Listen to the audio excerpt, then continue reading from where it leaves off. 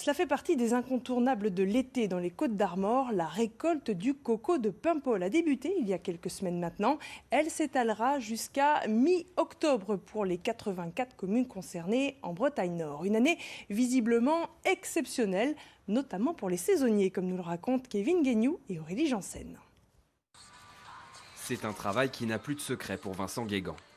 Arracher, trier, puis plumer le coco comme on dit ici, le costarmoricain enchaîne son 10e été en tant que plumeur et il semble être efficace. Bon, c'est nickel ça, Vincent? Oui. Tu as fait combien de caisses aujourd'hui? 7. Ah ouais. Oui. De 6h30 à 18h dans les champs, le saisonnier a trouvé son rythme et s'y plaît bien.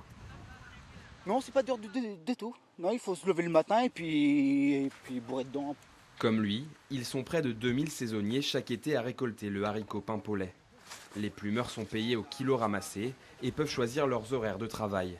Mais malgré ça, Dominique Guézou, qui gère le recrutement de l'exploitation, avoue avoir de plus en plus de difficultés à trouver de la main-d'œuvre. Des gens locaux, on a de plus en mal à en trouver.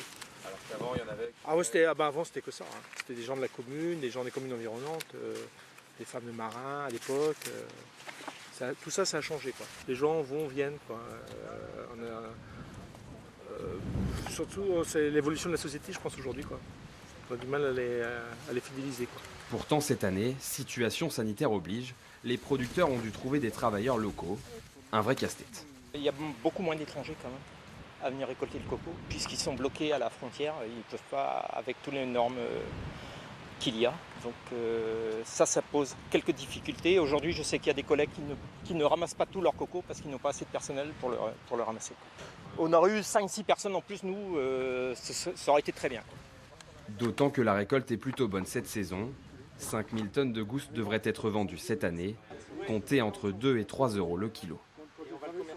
Direction maintenant Envec dans le